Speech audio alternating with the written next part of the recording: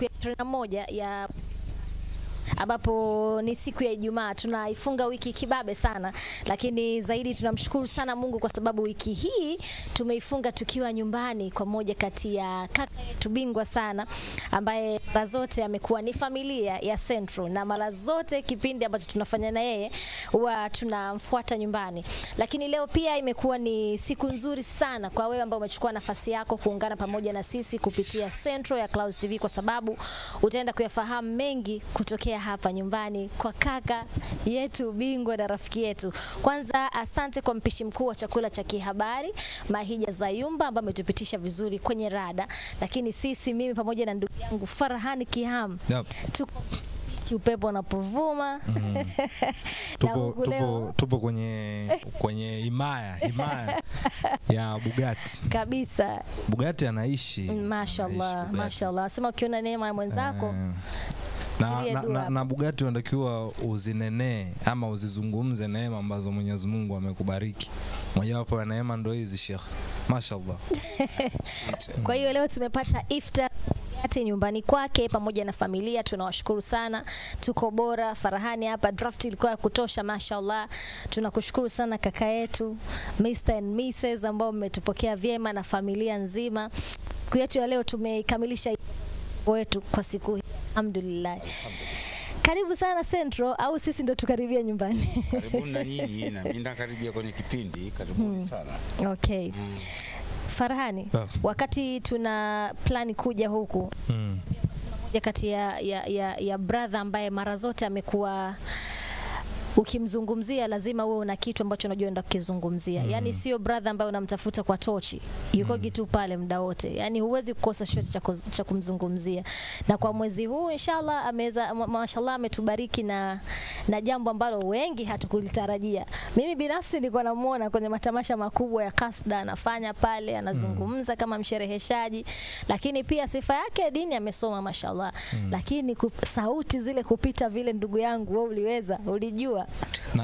Na ile mimi sikuitarajia, lakini labda kwa sababu yupo moja kati ya swali ambalo nilikuwa nataka tujue utunzi wa Ramadhani yetu. Ni wewe mwenyewe, na idea ilikuwaje? Ni wewe umeandika na idea ilikuwaje mpaka ukasema hebu tuingie studio tufanye hiki kitu? Idea ilikuwa imetoka mwaka jana, Ramadhani ya mwaka jana. Lakini Ramadhani ya mwaka jana ilikuwa up and down, na safari haziishi. Sikuwa na utulivu kama nilopata safari. Safari nikasema Ramadhani hii sitoki nje ya mji huu. Ndio. Labda kuna dharura sana. Kwa hiyo nikapata muda, nikawaita wenzangu ambao nimefanya nao Mudi ule Abdallah na Yahya Hussein. Nikawa nataka tutengeneze kaswida, lakini na nini mshiriki katika kaswida. Kwa hiyo kila mtu akaja na mashairi yake. Sasa mimi napenda sana kuwashirikisha watu katika vitu vingi. Kuna mwimbaji mmoja wa zamani, sasa hivi alhamdulillah amejiingiza sana katika mambo ya dini. Alikuwa akiimba zamani bendi moja maarufu inaitwa New Extra. Baadaye akaimba Egyptian inaitwa Awami. Yuko Kigamboni, maskini mtu mzima na maradhi. Lakini bado fahamu zake katika mambo ya music ni kubwa. Kwa hiyo tukazungumza naye, tukamwambia kutia kaswida ya Kiswahili. Mashairi tunayo ya kuanzia, wewe tuanzishie tu, utie nagma, utie sauti. Alafu sisi tutamalizia. Kwa hiyo pale mwanzo pale ambapo naanza kuimba mimi kama chorus, mashairi yale ametoa Yahya, sauti ile ya kwanza ameitia Awami. Na tukamwambia sisi tunaweza kuimba kikaswida zaidi, lakini nataka tuimbe kikaswida lakini katika nagma nyepesi ambayo kila mtu ataimba, ili izoeleke kwa watu, na tumefanikiwa. Ndio. Kila mtu anaweza kuimba. Tukiimba kwa hunna za kikaswida tungejisikia sisi wenyewe na watu wa mambo haya. Kwa hiyo akafanya tulivyomwambia. Baadaye ya mashairi ya pili tukatia pamoja wote, lakini yale ya mwisho kisha sala na salam ni mashairi ya Said Hussein Badawi. Walam sisi tumeyakopi kama alivyo, tukatia katika sauti yetu, na hata mizania yake imeenda mule katika kaswida za Kilamu. Kwa hiyo ndicho tulichofanya. na baada ya kutoka wengi wako wamepost, imeenda umeupload pia kwenye YouTube. Ile dhumuni ilikuwa nini? Wengine labda Haji bana amewaza tu biashara hapa, viewership kule YouTube na vitu kama hivyo.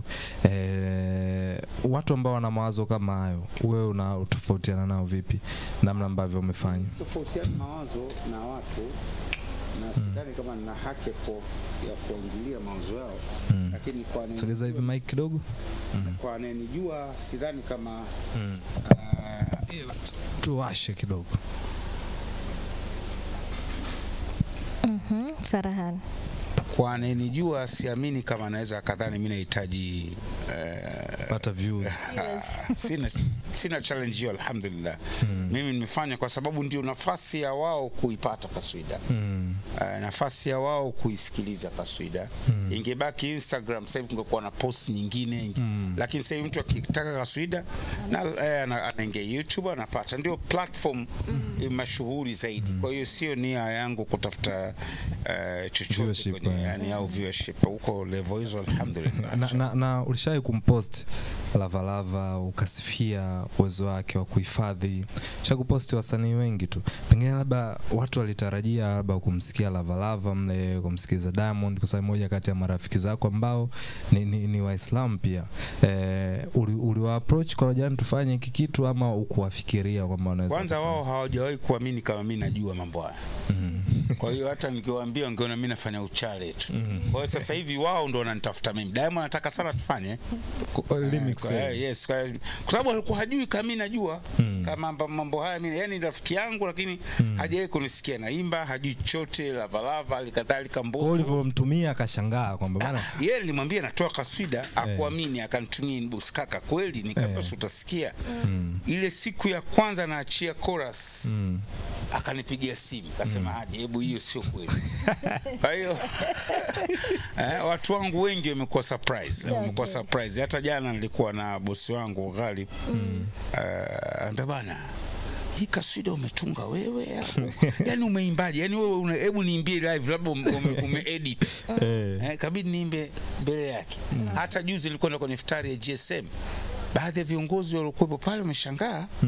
Haya mambo maana ilipigwa sana siku ile kwenye iftari. Kwa hiyo ni kitu ambacho watu wengi ambao sikukuwa nao katika makuzi yangu, lakini nilokuwa nao wanajua hii ndo kazi yangu hasa mahsus, ambao naiweza vizuri. Ndo naiweza vizuri. Kwa remix yake tutarajie. Tunatarajia remix, lakini remix itatoka baada ya Ramadhani yenye maudhui tofauti ya Ramadhani. Ndio nilokusudia. Kwa wasanii ambao tutarajia. Sasa tutatarajia, lakini pia ndani ya Ramadhani hii nadhani katika siku 3-4 zijazo tutaachia kaswida maalum kwa ajili ya Idi. Okay. Na hii itakuwa kali zaidi kuliko Ramadhani. Tunasubiri. Kaka Haji, Yahya Bihaki unamzungumzia kijana ambaye anatuwakilisha vyema kwenye majukwaa mengi huko nje kwa kazi yake na kari yake anayoifanya. Lakini Arafa ambaye ameshinda kwenye challenge pia ni binti ambaye huwezi kuzungumza wadada mabinti ambao wanawasilisha vyema kasida zao bila kumtaja. Umefikiria pengine kufanya hata kolabo ya pamoja Yahya na Arafa wakafanya kitu kiwepo ni legacy kwamba hii ilikutanishwa na Haji kwa kutanisha watu ambao wamejali wa mashallah? Hata hii kaswida mpya ya Idi nataka kuitoa, tutaimba watu 4. Ile Mudi, Arafa na Yahya pamoja na mimi. Tutaimba watu 4. Sasa hivi tutaongeza binti mmoja pale Arafa. Kwa hiyo tutaimba watu 4. Nadhani katika siku 3 hizi tumekusudia tuiachie mwezi 25 Kiarabu. Yani kwa maana tarehe inaweza ikawa 26 Kizungu. Ndio tutaachia hiyo kaswida ya Idi. Tushaanza mazoezi kidogo. Nadhani Jumapili au Jumatatu tutaingia studio, Jumanne watafanya mambo yao ya studio, Jumatano au Alhamis naachia ili watu waanze kuizoea na ipigwe. Unajua kuna kaswida zimeishi sana. Kuna nyimbo zimeishi. Kuna nyimbo ile mkono wa Idi. Naikumbuka Luguru wenzio ile Salum Abdallah. Imeishi mpaka leo, ikifika siku ya Idi inapigwa. Sasa sisi tunataka kutunza kaswida ya kizazi hiki iishi. Kila Idi watu wanaipiga ile kaswida kwenye radio, kwenye TV. TV na nini, lakini kubwa tutafanya recording ya video. Wiki hii tunatarajia kufanya video ya kaswida ya Ramadhani yetu, lakini pia tutachia na kaswida ya Idi kwa pamoja. Okay.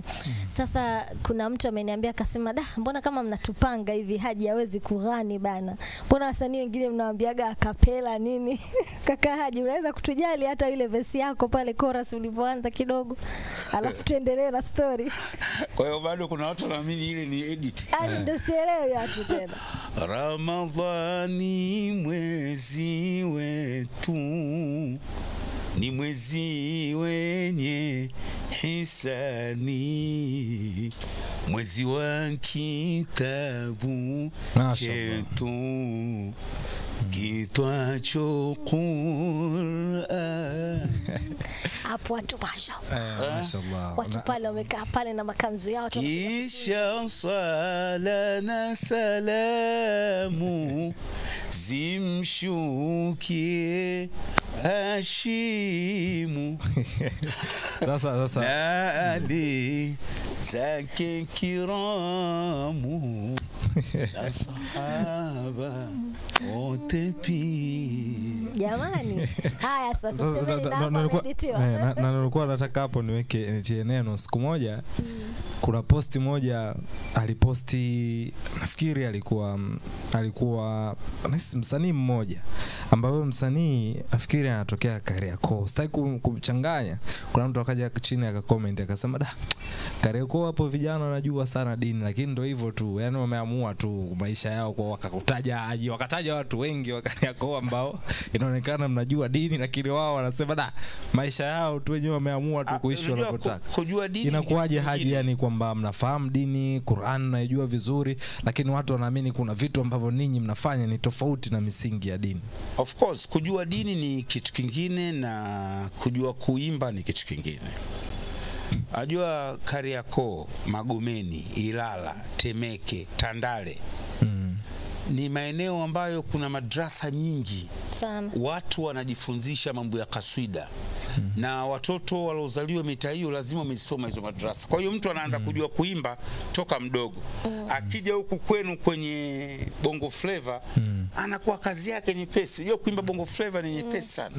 Kaswida zina tofauti mizania yake na nini. Kwa hiyo hao unaona kina Ali, kina Mbosso, kina Malava, kina Diamond, kina Divoice, au wote hao wamekaa madrasa. Kwa hiyo inawasaidia.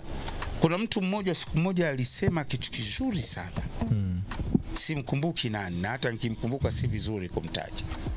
Alisema tafsiri ya Bongo Flava ni lazima iwe inaingiliana na tone za Kiarabu. Yaani ukiambia huyu muimbaji wa Bongo Flava, lakini zile tone zake ziendane na, yani manazi nyimbo za kina Diamond, za kina Mbosso, ile ndio Bongo Flava. Zile ndio Bongo Flava, kina Zuchu, zile ndio Bongo Flava. Ukiimba vingine, akatolea mfano wa msanii mmoja mkubwa, akasema huyu haimbi Bongo Flava, anaimba tu mziki wake kama zuka kama nini. Akamtoa mfano mkubwa sana na nilimuelewa. Ni kweli wasanii wengi wa Kariakoo, walokulia Kariakoo, wanaambao wanajua dini, lakini hawafati misingi ya dini kama ulivyouliza. Naona misingi tunajitahidi, hamna mtu alokamilika. Tunajitahidi, tunafanya kheri kadri Mungu alivyotujalia. Na pengine kuna kheri kubwa zaidi tunaweza tukaja kuzifanya kuliko hata hizi. Mapungufu yetu, dhambi zetu ndio binadamu. Tutajitahidi kuondokana na hiyo kwa niaba wenzangu wa Kariakoo. Na wako ambao sasa hivi wamenyooka 100%. Kwa mfano Suma Limi ni kijana wangu, kijana wangu kabisa. Yeye ameamua kuachana na dunia moja kwa moja, amebaki katika jambo hili. Na sisi siku hata mimi natamani kabla umauti haujanifika nibaki katika misingi ya dini. Ningetamani kabla kazi yangu ya mwisho kuifanya duniani, kabla umauti, ni kusomesha dini. Yani ningetamani Mungu anipe uhai mrefu na majaliwa ili siku moja kazi yangu iwe kusomesha dini. Nitafurahi sana nikifa katika kazi hiyo, lakini hayo ni mipango yake Mwenyezi Mungu kabisa. Haji tunamzungumzia Manara ambaye ameishi kwenye taswira kama 4 tofauti. Haji wa siasa, Haji wa familia, Haji wa mpira, Haji wa sanaa kama hivi. Ni watu 4 ambao wameishi kwenye nyakati tofauti. Katika hizo nyakati zote ni nyakati ipi ambayo ukitazama unaona kurasa hii ndo nayo nimeipenda ama niliipenda sana ama naifurahia sana? Kati ya zote 4, mpira, sanaa, dini, siasa. Jibu lake litakuwa ni dini, lakini mtu hawezi kunielewa. Kwa sababu mimi nakwambia kazi zote hizi nilizozitaja, siasa, mpira, sanaa, zimerahisishwa na mimi kukaa sana kwenye dini. Yaani dini ndio ilionifanya kukaa madrasa, ndio nimepata ujuzi mwingi na maarifa mengi hata kuzungumza. Mimi alionipa maiki mtu wa kwanza kuzungumza mbele ya watu ni marehemu Sheikh Yahya Hussein. Miaka takribani 30 hivi iliyopita. Msikiti wa Manyema tumeenda Ramadhani kama hii. Ilikuwa yeye anasoma tajwidi pale. Kabla swala Aisha. Tunawahi kufuturu, tunaenda msikiti wa Manyema, tunakutana watu wake wote. Tukifika anasoma. Sasa sikio tumefika, ananiambia shika maiki uwatangazie watu kwamba sasa namleta Sheikh Yahya Hussein na atasoma kwa nagma hii na hii. Nikaogopa. Msikitini Manyema, msikiti mkubwa. Nikashika maiki. Sasa bismillah, nikaanza. Baada ya pale akanitangaza, wewe ndio MC wetu kwenye maulidi zetu zote na hafla zote. Kwa hiyo kama maulidi zote za mjini mimi ndio MC. Kwa hiyo hii kuja kwenye mpira kuzungumza au kuingia kwenye siasa kwa mzungumzaji nilitengenezwa na kina Sheikh Yahya. Niliandaliwa, nilitayarishwa kabla sijafika hata miaka pengine 20. Na ambao sema kwenye hadhara kubwa ma Diamond maulidi ya mfungo 6 kitaifa, unakwenda pale unapewa maiki, wewe ndio MC, sio kitu kidogo. Sawa. Kwa hiyo ile ilinijengea. Kwa hiyo vyote vile sehemu ambayo mimi nilifurahia sana na enjoy na confidence ni kwenye mambo ya dini, pengine kuliko hata kwenye mpira. Ingawa lazima nikiri umaarufu wangu katika jamii umejengwa kupitia football. Sawa. Na wazazi wako kwa maana ya baba zako wa Tanzania iliwafahamu kupitia mpira wa miguu. Wewe ukapita njia nyingine, na wewe pia sasa hivi baba zako wanatambulishwa kupitia wewe. Labda zamani wao walikuwa unatambulishwa kupitia wao, lakini sasa hivi wao wanatambulishwa kupitia wewe.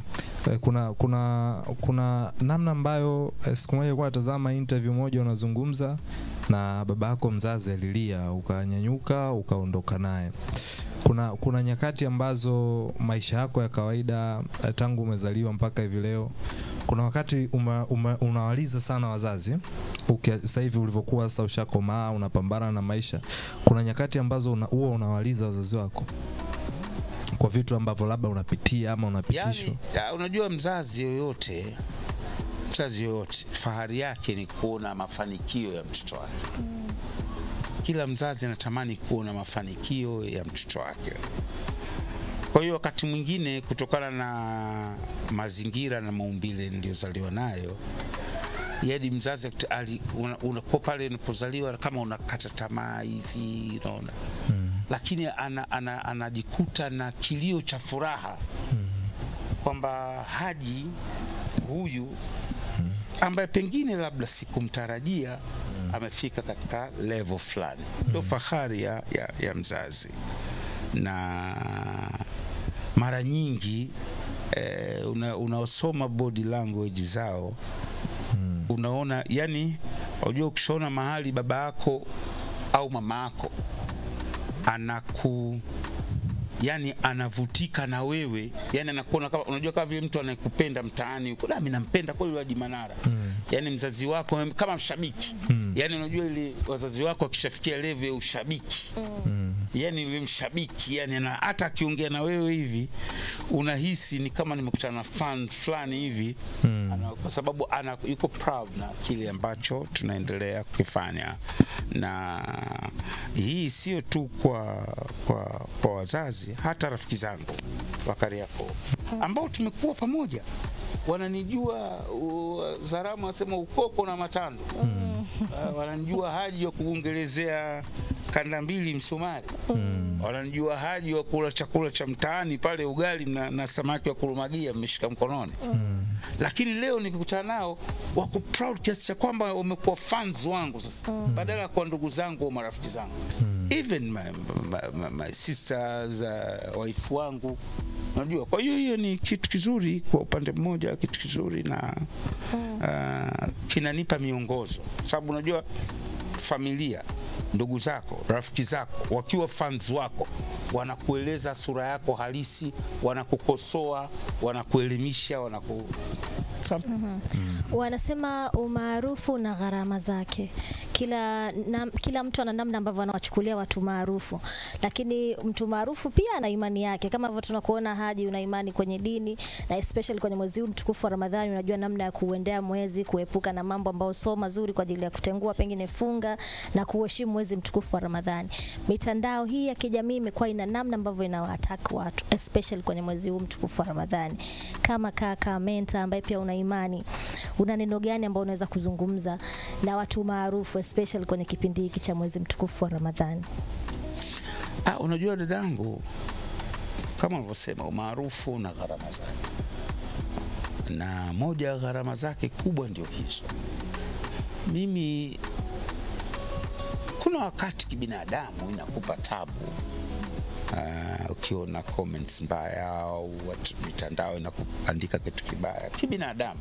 Siwezi kusema najisikia vizuri sana, hapana, nitakuwa muongo. Lakini mimi nishazoea mitandao imenikuta. Kwa hiyo mimi nishazoea kuandika vibaya, mtu akiandika vizuri, akiandika sawa, asipoandika sawa, kwangu wakati mwingine unawajibu, wengine unawapuuza.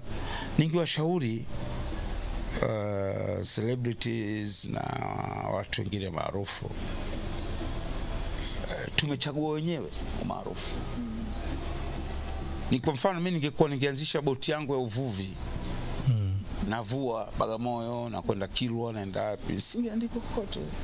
Labda mpaka ningepata ajali, ningezama, ndio bwana kuna mwili mmeokotwa Kizimkazi au wapi, ningeandika hivyo. Lakini tumechagua wenyewe kuwa wana muziki, tumepata maarufu, kuwa wacheza mpira, kuwa waigizaji, yani na hata nyinyi kuwa watangazaji, mmechagua. Wewe umesomea ualimu, ungeendelea kufundisha Ilboru sekondari, singekujua mtu. Lakini sasa umekuwa maarufu, watu wanakujua. Sasa watu wanapokuwa, na nimeona nasoma siku hizi sana posti zako, watu wanakushambulia, huyu anakushambulia hiki, huyu anakupongeza, huyu anakushambulia hiki. Huwezi kupata watu wote wakakuunga mkono. Wajibu wa watu maarufu kujua, unapokuwa maarufu lazima kutatokea watu wakupinge. Hawa wapo tu na hawataisha. Shekhe, Michael Jackson, artist namba 1 duniani, superstar namba 1 duniani ever kwa kutokea, alikuwa anapingwa, anatukanwa, anazomewa. Kuna wakati alienda kwenye show moja, watu wamekaa na wanamrushia mpaka viatu. The best entertainer ever in the world. Lakini kulitokea watu wakawa wanampinga. Kama amepingwa Mtume Muhammad sallallahu alaihi wasallam, amepingwa Yesu Kristo, amepingwa viongozi. Nyerere alifanya kazi kubwa nchi, lakini kuna watu wanampinga, wanamuita mpaka majina ya dhihaka. Najua Mwalimu Nyerere alikuwa anaitwa nani? Mchongameno. Wasemeno jina maarufu hilo lilikuwa za watu wa zamani. Ule mchongameno katika dhihaka tu za kumdhihaki rais. Sasa kama rais wa nchi watu wanamdhihaki Haji Manara, huyu sisi ni takataka tu. Acheni watu waseme, ili mradi tu walinde heshima za familia. Mimi ni attack personal, ukanisema vibaya Haji, ukanitukana Haji, ukaamua kunidhalilisha Haji, hainiumi sana kuliko ukiingiza masuala ya kifamilia. Yani sina compromise, yani siwezi kumwacha mtu anaingilia familia yangu. Yani sina Uislamu huo wala ubinadamu huo. Yani niko tayari nitukane utakavyoweza Haji, niseme utakavyoweza Haji, nidhalilishe utakavyo, lakini usiguse my family. Family yangu iko beyond everything. Kwa hiyo sitakubali yoyote hasa ninayemjua akigusa my family. Ni untouchable kwangu, haigusiki. Nishambulie mimi, nitukane mimi, nidhalilishe mimi, nifedheshe mimi. It's not my family. Hiyo haiwezekani. Hiyo haiwezekani. Haiwezekani. Never. Na watu maarufu na wenye nafasi kama wewe Haji, mara nyingi mitandao yenu ya kijamii labda wako vijana ambao labda wanasimamia kutokana na mambo mengine, kuna matangazo ya watu na nini yanabidi yapostiwe, kuna mwingine anabidi ya kukumbusha bana unatakiwa uende sehemu fulani ufanye kitu fulani. Hao wapo wa watu. Yes. Haji, wewe simu yako hasa kwenye mitandao ya kijamii una muda nayo gani? Kwa muda mrefu sana ama ni sehemu ambayo wewe ni kutazama tukaa vitu vinaenda afu unaondoka zako? Mimi nina timu ya watu ambao wana run. Mimi ninachofanya, kwa mfano nataka ni posti tukio la leo hapa Instagram, na ile video naichukua na watumia wale video, naandika na caption ya, alafu na kuandikia na muda, posti saa 3:30 au saa 5 kamili. Hata kama nitakuwa na kazi nyingi kiasi gani, labda nimebanwa sana, mara nyingi ikifika ule muda lazima ni make sure kwamba ile na wakichelewa hata dakika moja wanajua moto no wash. Wenyewe sasa hivi watakuwa wanasikia, watakuwa wanacheka. Kwa hiyo naishi hivyo na social media, na sio muangaliaji sana wa account za watu. Sababu ina kazi zangu haziniruhusu sana kuwa na simu muda mrefu. Lakini kama hivi usiku shamaliza Ramadhani ndo naingia sasa kwenye mitandao yenu na soma na nini, naingia huku nikipata huo muda. Lakini mimi mtu wa kulala mapema, ikifika saa 4 kama hizi afadhali Ramadhani tayari na kwa shanguka. Kwa hiyo sio muangaliaji sana, na habari nyingi ananiambia wife. Yani 70% ya taarifa za huko social media mbea wangu ni mke wangu. na umekuwa ukijibu sana vitu hasa labda vinavyohusu klabu yako ya Yanga, umekuwa ukijibu, umekuwa ukitengeneza mijadala, umekuwa ukitengeneza matangazo, na imekuwa zaidi ya ushabiki. Lakini Haji, ushai kuzungumza kwamba wewe sio mwajiriwa wa Young Africans, lakini kuna vitu ambavyo unafanya ni kwenda beyond na shabiki wa kawaida anaweza kufanya. Pengine labda ni nini ambacho kinakusukuma kufanya hivyo vitu? Mimi sikubali unyonge. Mimi nikiona Farhani, mimi nanunua vita ambayo hainihusu. Hii ni kawaida tu. Ili mradi vita ya halali na haitumiki silaha, nanunua asubuhi tu. Ikiona rafiki yangu anashambuliwa, hana nguvu ya kusema. Nikiona klabu ninayoipenda inashambuliwa, na najua hawana nguvu kwa sababu wana vitu vinawabana. Sheria, kanuni. Sio sheria na kanuni, ni kuogopa kufungiwa tu. Kanuni ya kwamba wewe tuseme si tukikujibu ndio kuna kanuni. Kanuni mbona yeye ajibu? Kwa hiyo mimi kwangu usifanye eti kwa sababu okay sawa, mimi sio mwajiriwa wa Yanga, lakini mshabiki na naumia kuona Yanga inakuwa attacked, alafu hakuna mtu wa kujibu. Unajua hii baada ya kujibu, mimi naona kila mtu sasa amepata nguvu ya kuandika haya kusema. Yani haiwezekani nchi ikawa kuna mtu mmoja akisema yeye ni kun fayakun. Hapana. Tunaweza tukampa nafasi, sio head of state wa nchi, rais wa nchi akisema, kwa sababu hata mamlaka zimetuambia, Qur'ani yenyewe imetuambia heshimuni mamlaka. Kwa hiyo lazima utii. Hata kama upendi, tii. Ndio tumeagirikeza na vitabu vyote vya dini vimeandikwa. Lakini hawa marais wa herufi ndogo, hapana.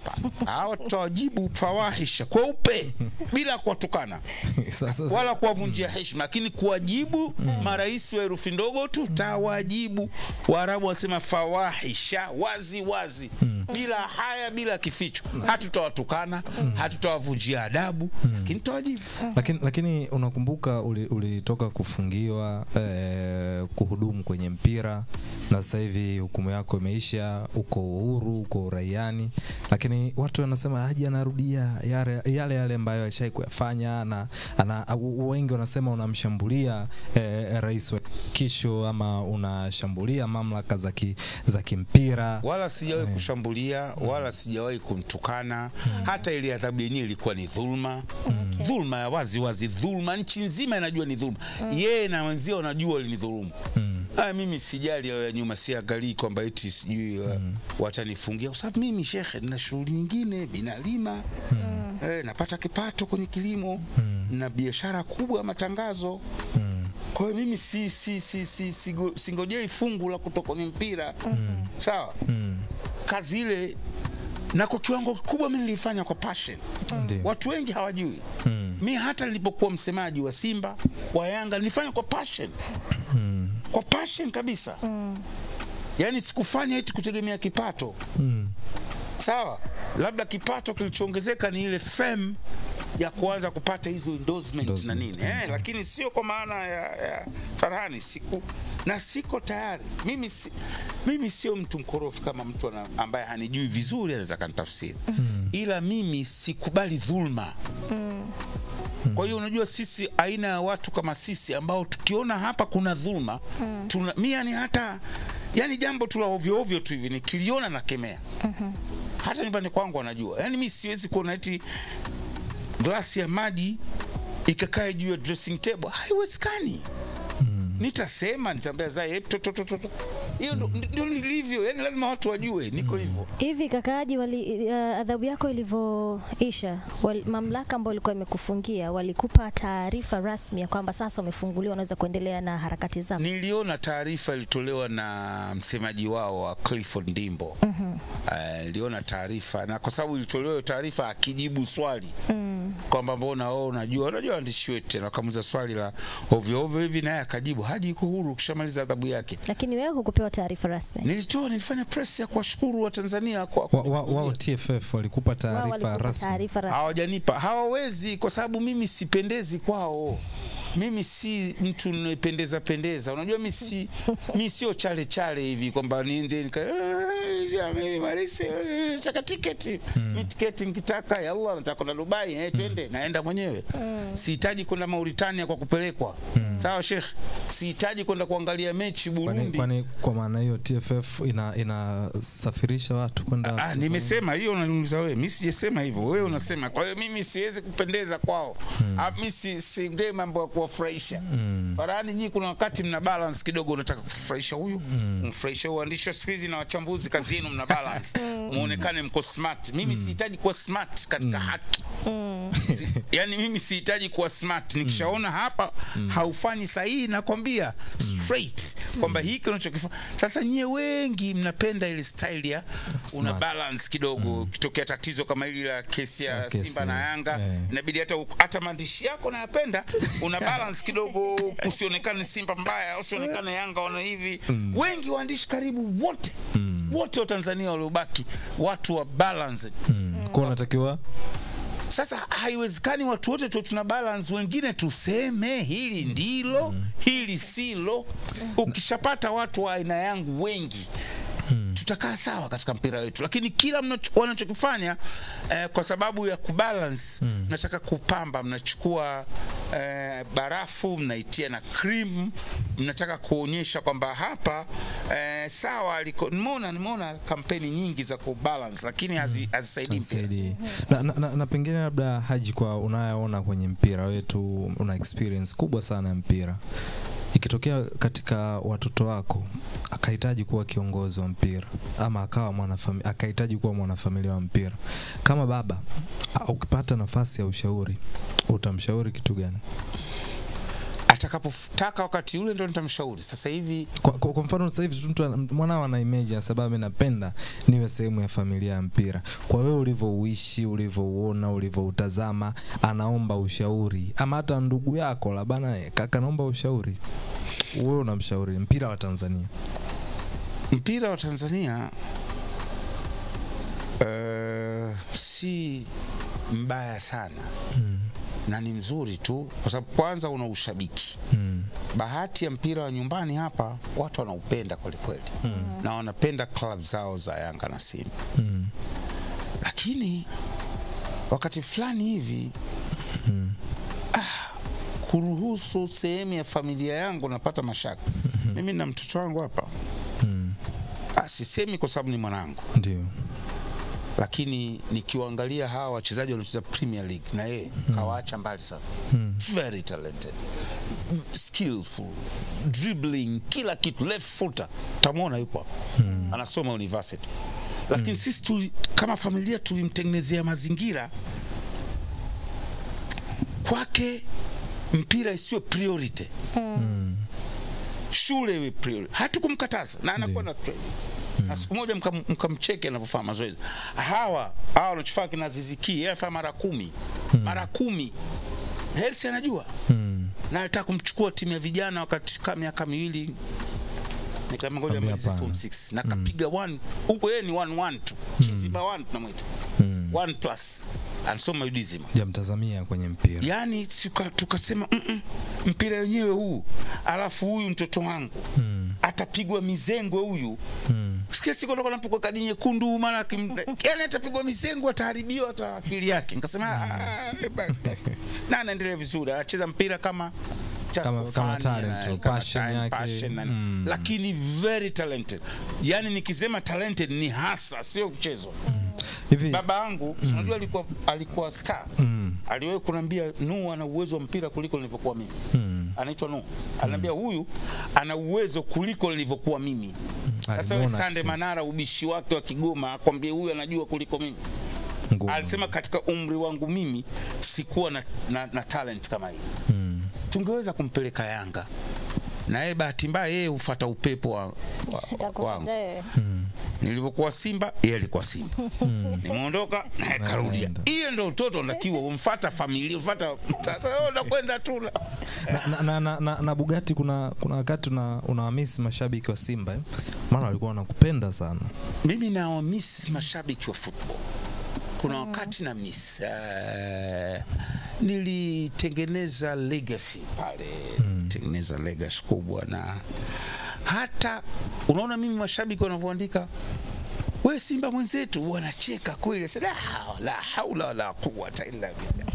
Hawa vipi hawa? Sasa mimi kwani huku nalipwa Yanga mpaka ni mimi Yanga, Simba nilikwenda kufanya kazi na nimeifanya kwa passion 100%. Hata wao hawakuamini kama mimi naweza nikaenda Yanga. Kwa hiyo Haji kubeba TV ile kwenda nayo Msimbazi pale, wanasema tu haikuwa mapenzi. Passion, mimi nina passion. Mimi nikiamua kulisimamia jambo langu yani mpaka nifike nalo mwisho. Ulikuwa unahitaji kutengeneza kitu gani Simba, kwamba labda Yanga hawajanipa nafasi, ngoja nitumie nafasi Simba? Imetokea opportunity, unabidi ufanye kwa kiwango ambacho wao wanakitarajia. Waliokupa nafasi wa kufahamu kama wewe ni Yanga? Hata wengine kwanza mimi nilipochaguliwa kwa msemaji wa Simba, mdogo wangu bado ulikuwa Fakara. Kulikuwa na vita. Viongozi wanasema huyu mtoto wa Sande Manara. Yanga wanachama nakumbuka siku moja tulikwenda kucheza mechi Mbeya, wakati ile Simba yenyewe mpata aliyepata kapata, aliyekosa kakosa. Tumeenda Mbeya, tunaweza kucheza na timu ilikuwa timu moja maarufu pale Mbeya miaka katikati hapo, Mbeya City. Acha Mbeya City ilikuwa inafanya vizuri sana. Ile kina Mwegane yeye. Wakina Mwegane yeye. Basi tumeenda kucheza nao mechi kule. Washabiki wa Simba ndio mapema, mimi ndio mechi, nadhani mechi yangu ya kwanza au ya pili. Nimeenda kuwasalimia, toka huko wewe Yanga wewe. 2015 match sawa hiyo incident. Lakini wale ambao walinizomea wakati wa Yanga leo wanasema mimi Simba mwenzetu, kutokana nilikwenda kufanya kazi Simba with passion na confidence na kutengeneza imani. Yaani lazima unapopoa kazi ya watu uifanye huku unatengeneza imani thabiti kwa watu. Na usihujumu. Mimi Simba nimeondoka sina scandal, yani sikuwahi kuhujumu club. Nimemaliza career yangu Yanga hali kadhalika. Ile sasa ndio kitu ambacho kimenigusa kwenye mpira, na furahi nikiona wanachama wakiandika. Na zamani nilipokuwa Simba sasa watu wa Yanga nao walikuwa wanaandika wewe Yanga tu, wewe Yanga mwenzetu wewe, usizingue. Hiyo huko sasa hivi na wewe Simba mwenzetu. Mimi sio Simba, mimi Young Africans. Na utofauti wa mashabiki wa Simba na Yanga ni upi Haji? Kwa sababu wote umeishi nao. Tofauti yao ni ndogo. Washabiki wa Yanga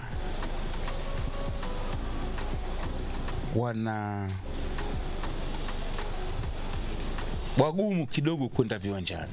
Ili kidogo nini utofauti wa mashabiki wa Simba na Simba debe kidogo tu. Yaani unastua kidogo unabonyeza. Lakini Yanga hapa kidogo kazi kubwa tu. Watu wetu hata sijui. Sielewi yani ni nini. Hapa katikati walirudi miaka 3-2 hapa walijitahidi sana. Lakini namba ya watu viwanjani kwa mechi za Yanga nakuwa nasikitika. Alafu uwanja wenyewe kwa mfano kama wa KMC capacity watu 5,000 4,000. Hatuwezi kwa tunacheza mechi ya ligi Yanga na Coastal Union, Yanga sijui na KMC eti washabiki 5,000 tunakosa pale. Very bad. Timu ambayo ni defending champion, timu ambayo inaongoza ligi, timu ambayo ina Aziz Ki na Pacome, watu 5,000. Kwa hiyo unaweza kulaumu wahamasishaji na wasemaji, lakini hapana. Mimi najua kwa Yanga kazi nilokuwa naifanya ya kuleta watu viwanjani. Simba advantage yao tuliwaset wakati nilipokuwa. Lazima nikiri niliwaset mimi, sio mtu mwingine. Kuja viwanjani nilitengeneza ile, hata kama mtu tabisha ile mioyo yao niliset. Nikiwaambia washaibuka. Sasa huku kidogo kwa sababu nilichelewa kuja, setup yake imekuwa ngumu. Lakini hata hivyo tunaweza mimi kitokea mechi yote kubwa nashirikiana na wenzangu kuleta, kwa sababu unajua mpira it's all about fans. Ndio maana sasa nafikiria, lakini najua usajili wake utakuwa mgumu. Nataka nianzishe chama cha washabiki wa soka kindaki. Football Fans, Tanzania Football Fans Association. Ambacho kitajali maslahi ya washabiki. Sasa kitakuwa na timu gani? No, washabiki wote. Washabiki wote, kwa sababu kwa mfano hili tukio lilotokea juzi la kuahirishwa kwa mechi masaa 3 kabla. Tungekuwa na association very powerful. Wengelipwa watu gharama zao. Tungeomba radhi. Nimeona statement ya bodi ya ligi, hata mstari mmoja tu wa kuomba radhi wa shabiki wameshindwa kuweka, kwa sababu hatuna association ambayo tusemee. Na ningetamani association mimi nianzishe, alafu watu wengine wajue. Inataka mtu very strong ataweza kusimamia haki za washabiki. Hapa sitajali haki za washabiki wa Yanga peke yake, wala wa Simba peke yake, haki za washabiki wa football. Na hicho ndio kitakuwa kiunganishi, kwamba kuna AFCON sasa tutatengeneza hamasa kubwa ya kuwaleta watu viwanjani kupitia hicho chama. Tutawaambia washabiki namna bora ya kushangilia timu zao. Lakini ile mambo siku hizi mshabiki wa Simba anapigwa makofi na wa Yanga anapigwa makofi na wa Simba, tutaiondoa kupitia misingi ambayo nafikiria kuianzisha. Nadhani kuna eneo nimebakiza kwenye mpira natakiwa nikalisimamia. Moja wapo ni kuanzisha chama cha washabiki wa football wa Tanzania. Very powerful. Na tutaomba tu affiliated na TFF. Kama walivyokuwa chama cha makocha, chama cha waamuzi, kwa sababu washabiki ndio mlaji namba 1 wa mpira. Watu wengi wanadhani mshabiki, yani mchezaji na mshabiki ndio wanaongoza. Ndio, sisi mechi zetu za mtaani huku hakuna marefa, tunacheza, wachezaji wapo, washabiki tupo nje tunaangalia. Lakini leo mshabiki wa mpira hana thamani. Haonekani thamani yake. Anaenda uwanjani, anawekwa foleni almost 3 hours. 3 hours mechi zile kubwa, wengine 4 hours. Haki za hawa washabiki anasema nani? Watu wetu wanaogopa. Sasa mimi nothing to lose. Sina cha kuogopa na sihitaji kubembeleza katika hili.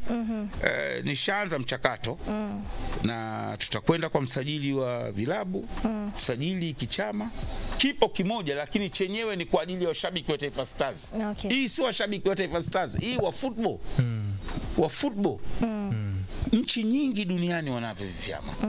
Na ndio vinasafirisha washabiki, vina mobilize washabiki. Tunaenda kucheza Kenya, tunaenda kucheza wapi, tunatengeneza platform kubwa. Na tunao vijana tutawatumia wazuri, wanaweza kutengeneza. Na wewe nitakupa ukatibu. Tutapata ukatibu, bibi utakomweka hazina. Kwa tutaenda kwa kufanya teuzi hapa. Tutaenda kwa Rais Karia pale. Ndio nataka tuingie kule tukatengeneze haki zetu washabiki. Tutaomba support support full ya serikali. Na kwa serikali hii, kwa jambo hili, wallahi nakwambia utatunga mkono 100%. Wakati kakaje tunalisubiri wazo kubwa hili ambalo tunaamini na sisi tunaomba pengine dili ndo kama hizo tutasainiwa katibu hapo mweka hazina tunaomba ikatimie. Tunafanyaje sasa kwa mashabiki wa Yanga kwenda viwanjani kwa kipindi hiki ambacho bado tuendelea na mchakato ambao ni mzuri na ni wazo zuri kutoka kwako? Kama ukipata nafasi unajua mimi kuna approach siziamini sana. Kuna approach siziamini sana. Mimi siamini sana approach ya kuwafata watu Manzese, Tandika, Feri, maeneo ya mkusanyiko na kuweka pale hamasa, kwa sababu pale Tandika sokoni, pale Manzese au Feri, wale unaoenda kuhamasisha sio waendaji mpirani, wao wako pale kwa biashara zao. Mpira mechi ipo au haipo watakuwepo tu. Wale sio waendaji wa mpirani. Kwa wakati mwingine hizi approach ni bad timing. Yani unafanyaje approach ya kuvuta washabiki Ilala sokoni, Manzese sokoni, Tandika, Feri? Approach ile kwanza tuiache. Sidhani kama inatusaidia. Hawa watu watakiwa tu wajengewe confidence. Washabiki wa mpira ni kuwajengea confidence. Waambie sisi tutakwenda kushinda hii mechi. Tuimbe hii lugha, tutakwenda kushinda. Confidence unawatengenezea washabiki inawaingia mpaka wachezaji. Wakati fulani tulifanikiwa sana. Tulikuwa tunaenda kucheza mechi tunasema Luo dai, kufa au kupona. Hiyo Simba. Tunakuja Yanga lileta ile Returns of the Champion. Return of the Champion ilikwenda. Nakumbuka kulikuwa na mechi tunacheza kina Mayele kabla ile mechi tulikuwa tunacheza na Mtibwa nadhani. Changing room mule wanasimama wanafanya dua, wanapiga Return of the Champions. Na kweli tukampiga Mtibwa pale 2-0. Yani ile hamasa inawavaa mpaka wachezaji. Yani ile lazima spirit unaoitengeneza kwa washabiki inaambukiza wachezaji. Nakumbuka John Boko alinipigia simu, mimi sikuepo, nilikuwa mechi ile tumecheza na ile timu ya Simba mwenzao unaikumbuka, Zimbabwe inaitwa nini? Highlanders. Ya yule mchezaji ambaye baadaye akaja Simba. Kule walishinda wale Highlanders, si ndio? Usiku Boko akanipigia simu. Akaniambia kaka, tunakwendaje? Hii aibu kutolewa raundi. Nikamwambia nakuja na kitu kinaitwa War in Da. Hello. War in Da, wida, udadeki tu. Simba kashinda 4 hapo. Nakumbuka. Kwa hiyo zile hamasa zinaambukiza wachezaji, wanatamani. Kwa hiyo tutafute approach ambayo itavuta washabiki, at the same time italeta motivation kwa wachezaji. Ndio challenge kidogo tulionayo, lakini sio kubwa. Challenge hiyo sio kubwa. Okay. Wakati tunakaribia kumaliza kipindi chetu, natamani kusikia hili kutoka kwako. Kufuatia dabi ya Kariakoo ambayo iliingia mchanga kidogo, dosari. Sio kidogo bwana. Mechi kuchezwa itakuwaje kidogo? Sasa unahisi hapa busara inatakiwa kutumika kwenye kile kilichotokea? Busara ipi kama kuna kanuni? Mahali ambapo unajua kuna sheria, kuna kanuni, kuna taratibu ambazo umejiwekea. Hivi vyote vikiwa havipo ndio mnatumia busara. Tena baada ya kuangalia wenzenu nchi nyingine wanafanyaje ikitokea crisis kama hii. Hatuwezi kuwa tumetengeneza kanuni, tuna sheria, taratibu na miongozo, tukaiacha tukakimbilia kwenye busara ili tu mtu fulani apate favor. Haiwezekani. Busara inafaa kutumika pale ambapo sheria, kanuni, taratibu, miongozo na kukosa kuangalia wenzetu wanafanyaje, ndio sasa hebu busara inatuongozaje. Jambo hili lipo kwenye kanuni, halihitaji busara. Ukianza busara sasa hivi hapa tutazidi kuharibu mpira wetu. Ni lugha ambazo zinazotolewa katika udhaifu kuhalalisha haramu. Yani tunahalalisha haramu kwa kutumia lugha nzuri ya busara ili ionekane haramu. Tunaiona hii haramu, Waislamu kula nguruwe haramu, lakini unahalalisha maksudi kwa kutumia neno busara. Unajua busara, daktari aliniambia bila kula kipande kimoja cha nguruwe takufa mimi. Hatuwezi kuendesha mambo hivyo. Kama sheria ni sheria, imesema Mungu kasema haramu kwa Uislamu, basi baki hivyo. Hivi ikitokea Haji kwamba Yanga wamerudi uwanjani, sasa hivi wanasema kwamba aturudi atucheze. Nisikize mimi nikwambie. Nisikilize mimi nikwambie. Ikatokea mmecheza utajisikia. Nisikilize mimi, nisikilize mimi. Kuna watu wanasema mechi lazima ichezwe. Nisikilize mimi, Buga. Yanga wacheze hiyo mechi. Nisikilizeni mimi, wananchi. Yanga hawachezi katu abadan. Yani hiyo mechi hawachezi. Siku ukiona Yanga ndio kucheza mechi ya marudiano, wewe milioni, wewe nichukue milioni. Njooni hapa nyinyi. Nyinyi wawili mshapa ofa na production. Vipo mmeikata huko Jamani. Milioni Yanga hii. Lakini Haji, kuna wengine wanasema sasa hivi imeanza kutajwa serikali. Yanga hawachezi. Serikali ipi? Nyinyi mnaingiza serikali maksudi. Mbona mtaka kugombanisha wananchi na serikali yao? Wewe unadhani viongozi hawapimi, hawasomi, hawaoni? Watakubali vipi kujiingiza katika mtego huu mwaka wa uchaguzi shekhe? Watu hawawezi kukubali. Yani hawawezi. Huu ni mwaka wa uchaguzi, huu mwaka kidile mwali kivika.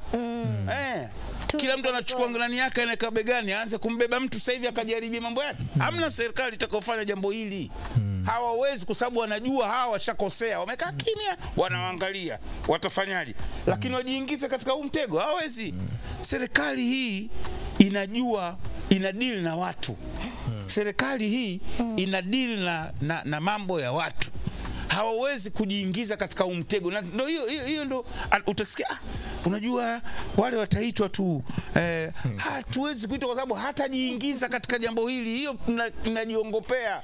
Kiufupi, Yanga hii mechi hatuchezi. Period. Kwa msisitizo kabisa. Na nikicheza 1 million. Mji mchukue. Buga, tutapiga simu kaka. Na uzuri hapa tunapafahamu hapa. Hata ukuta tutaruka. Anaweza kumwambia mlinzi namna gani. Sasa Buga, umefanya kazi Simba, umefanya kazi Yanga. Sababu ya muda wetu nakimbia, Simba na Yanga kwa tumefanya kazi. Hivi Bugatti, mtu akikwambia bana aje nipangie tu first 11 ya hapa kwa tulikofanya kazi, umefanya kazi Simba Yanga, pangia tu 11 yako bora. 11 tu na kocha pale mmoja na kocha wao. Wewe bwana, mambo yako bwana. 11 tu. Swali singeniambia mapema. Mimi nimekaa katika industry ya football almost 12. Yani hapa tu Simba na Yanga, miaka miwili ya mwisho Simba, miaka miwili uliofanya Yanga, basi tunachanganya hapo. Unanipa mtihani mkubwa. Alafu unanigombanisha, kuna watoto bado wanangu pale watakuwa awamu. Hamna, wewe wataje tu Bugatti. 11 wengine watakaa benchi. Nipa mtihani mkubwa sana. Lakini Chama, Clatous Chota Chama, yeye ndio atakuwa captain wa timu. Labda nianzie hapo.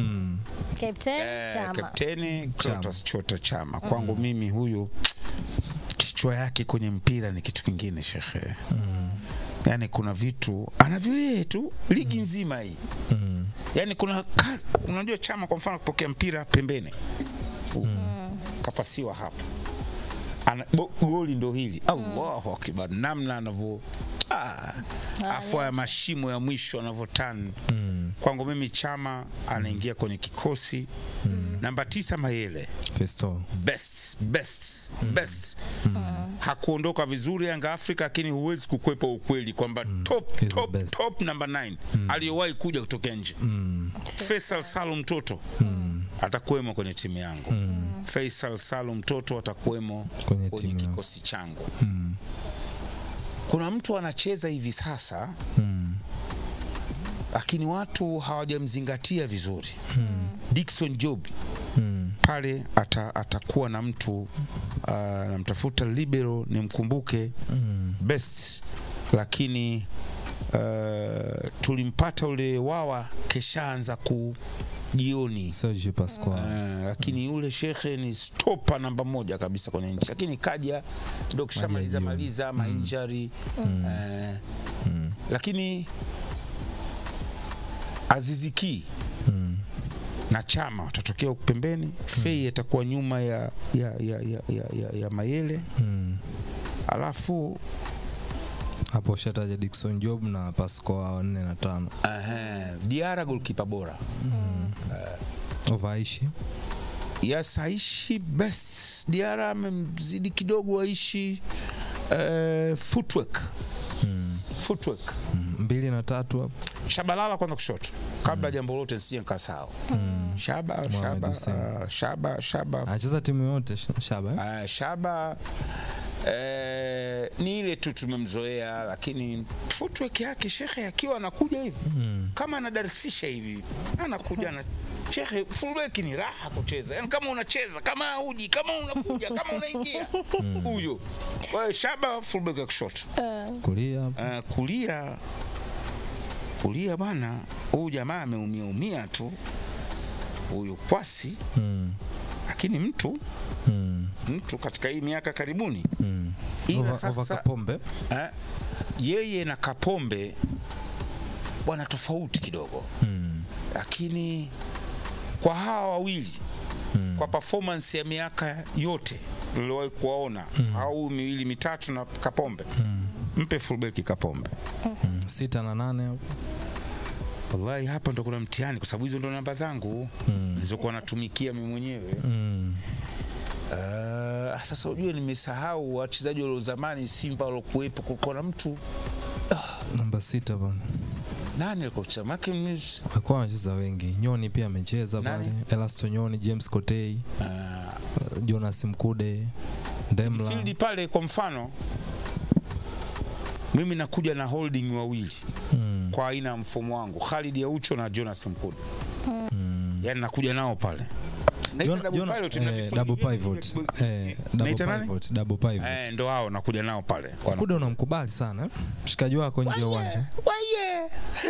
Ile balaa. Ile balaa. Nani anapiga pasi zenye macho meters 30 40 na mweza Jona. Yule anajua mpira kupitiliza, afu anakaa katika eneo lake, anadalisishia pale kwake.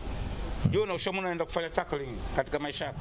Hausiki na tackling, kona ikipigwa endi kwa attack, yeye anakaa katika eneo lake, anadarisisha pale, akipata kacha. Kocha unampa nani pale?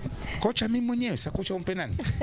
Kocha na kwa mimi mwenyewe. Sasa au unataka nimpe James tupa. Juzi kavaa majacket, wewe joto ile Dar es Salaam. Ndugu wangu wa matatizo. Sasa Buga kenda akachukua majacket mradi afanye na makocha wa Ulaya. Kama ungekuwa na timu pale kwa Simeone anasema Simeone sana kule kuna baridi. Sasa hapa joto lilokuepo rafiki. Kenda katika kava overcoat zinaitwa sasa. Alafu ana mikwala pita. Sawa Buga, sasa wakati tunamalizia miaka 4 sasa hivi ya Rais wa Jamhuri ya Muungano wa Tanzania. Ilikuwa juzi jana tu hapo miaka 4. Wewe unazungumzaje kama mwanasiasa, kama mwanasoka, kama baba wa familia, mfanya biashara sasa hivi, kulima, unamzungumziaje kabla hajafunga? Mama bana. Ndio hivyo, unajua siku hizi ukimsifu aliyefanya vizuri unaitwa chao. Wallahi inaniuma sana. Yani katika kutuzuia tu watu wasiseme mema. Lakini dadangu, huyu mama huyu tumepata bahati sana kuwa na rais wa aina hii. Kwanza maraisi wengi wa Afrika akishaingia madarakani, kitu cha kwanza anaanzisha miradi yake mwenyewe, haendelezi miradi ya nyuma. Wengi nawaambia, nyie hamjafanya utafiti. Si Tanzania peke yake, nchi nyingi. Ndio. She's only president. kaikuta miradi iliyoanzishwa na rais mwingine, kaibeba kwa ukubwa kuliko hata ilivyokuwa mipango ya huyo rais. Kaiendeleza. SGR sasa angalia anavyokimbiza. Angeweza kabisa kusema hizi pesa nyingi na nini tuingize kwenye miradi, angeanzisha mradi wake. Kivuko kile cha Geita. Miradi mingapi? Angalia ile bwawa la umeme la Mwalimu Nyerere. Hiyo ni sifa mama.